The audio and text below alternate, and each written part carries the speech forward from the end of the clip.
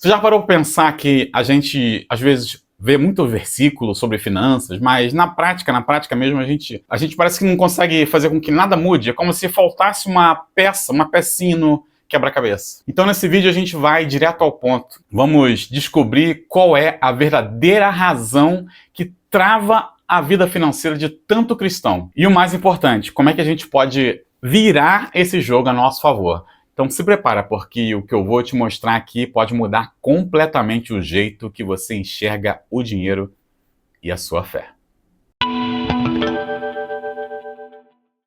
Por que será que tem tanto cristão, gente boa, de fé, que rala pra caramba, mas parece que vive no sufoco financeiro? Você se identifica com isso?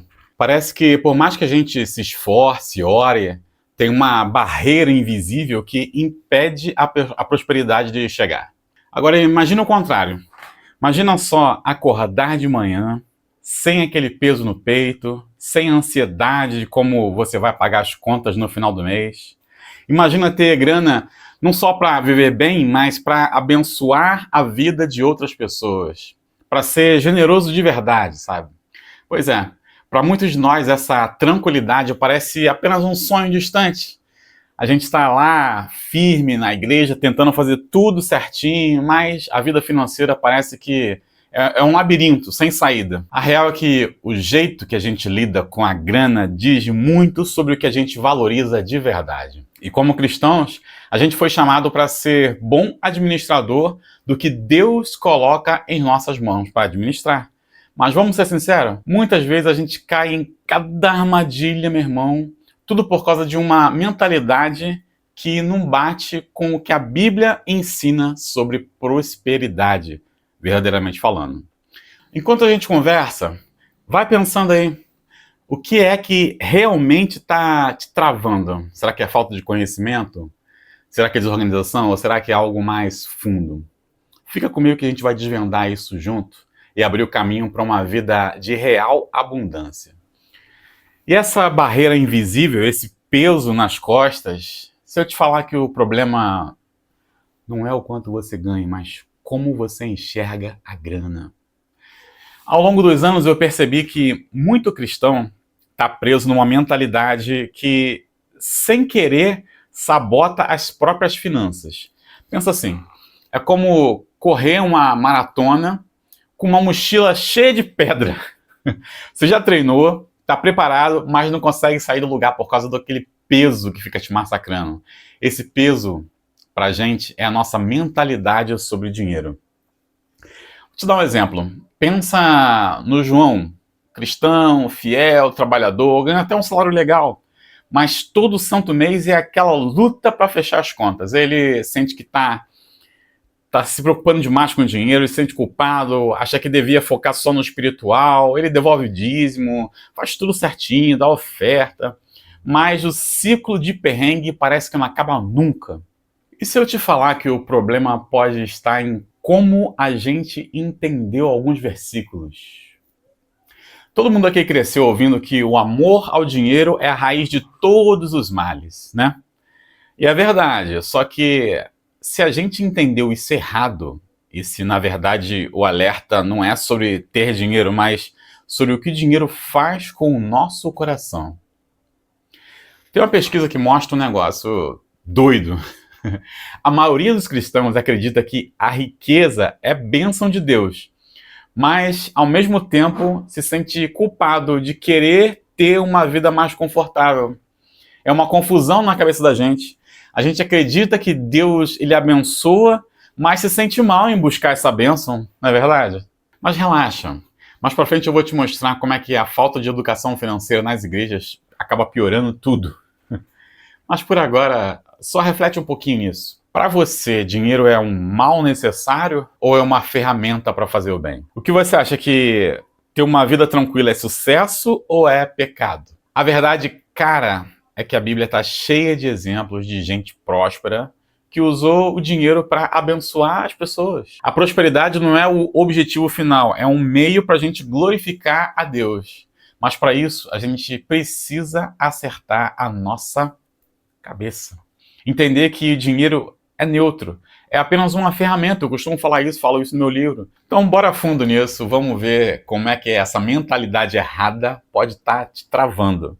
E logo mais eu vou te dar o caminho prático para a gente mudar isso de vez, tá bom? E essa mentalidade errada sobre dinheiro, ela custa caro. Não é só no bolso, não. Ela custa nossa paz. Custa oportunidades, custa liberdade. Para pensar, sinceramente. Quando o salário cai na conta, qual é a primeira coisa que vem na sua cabeça? É gratidão?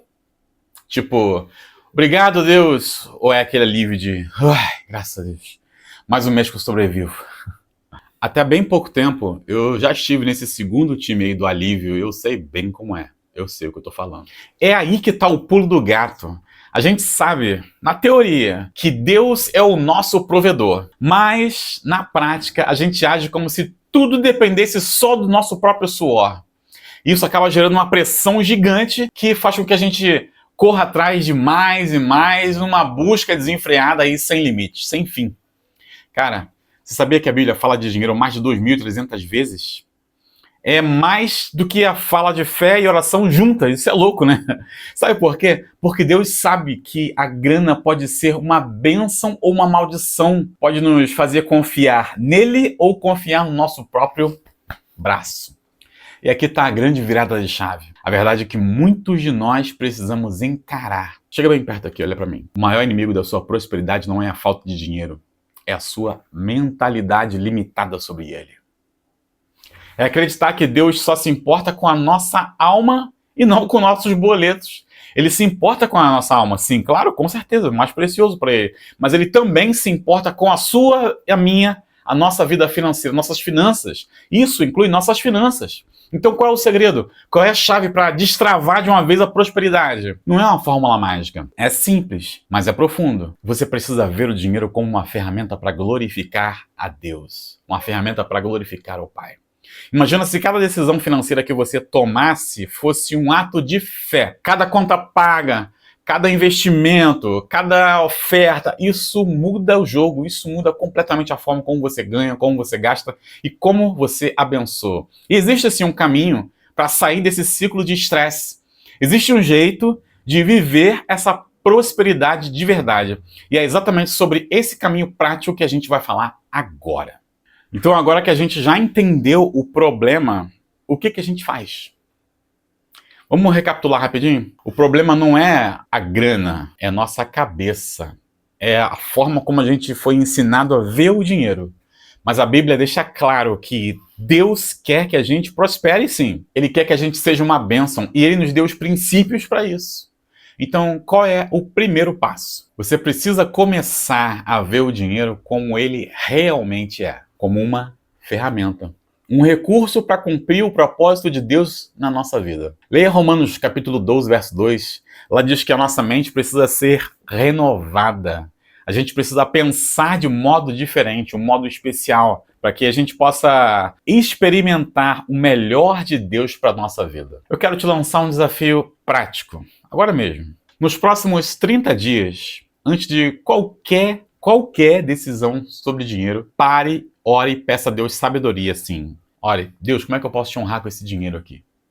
Só isso. E se você está falando sério mesmo sobre mudar de vida, se quer ir além, aprender na prática como organizar as suas finanças e investir e prosperar de um jeito que honre a Deus, eu te convido a se inscrever aqui no canal. Pois aqui no canal a gente está criando uma comunidade comprometida com a palavra de Deus e que entende que os recursos que temos nas nossas mãos, eles não são nossos, não pertencem a gente, eles pertencem ao Pai e que precisamos usar de forma que honremos a Ele. Mude sua mentalidade e chega de viver no sufoco. Mas a atitude tem que partir de você. A prosperidade ela não é um sonho. É uma realidade que você pode construir na sua vida. Sabe quando Jesus falou que nós, que somos maus, sabemos dar bons presentes aos nossos filhos? Ele se compara dizendo o seguinte, quanto mais vosso Pai Celestial dará boas coisas àqueles que lhe pedirem. A nossa prosperidade, ela não tem um fim em si mesmo.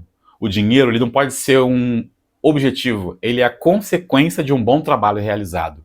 E quando o dinheiro vem para as nossas mãos, ele deve, por obrigação, a todos nós que somos cristãos, ele deve ser utilizado para honrar e glorificar a Deus, para proclamar o evangelho do Senhor, para proclamar o reino de Deus aqui nessa terra. Você quer desfrutar o melhor de Deus em todos os sentidos, não só financeiramente falando? Eu peço que você, nesse momento, não é protocolo aqui do canal, não é comum a gente fazer isso, mas eu fui tocado nesse momento para pedir a você para fechar os teus olhos e orar comigo. Você que ficou até o final, me acompanhe nessa oração. Aí onde você está, feche os teus olhos. Santo Deus, Pai, muito obrigado pelo privilégio que o Senhor me concede de falar para todas essas pessoas. Obrigado por usar essa ferramenta e que ela seja útil no avanço da tua obra e que possa mudar, Senhor, auxiliar a tua palavra a mudar a mentalidade das pessoas.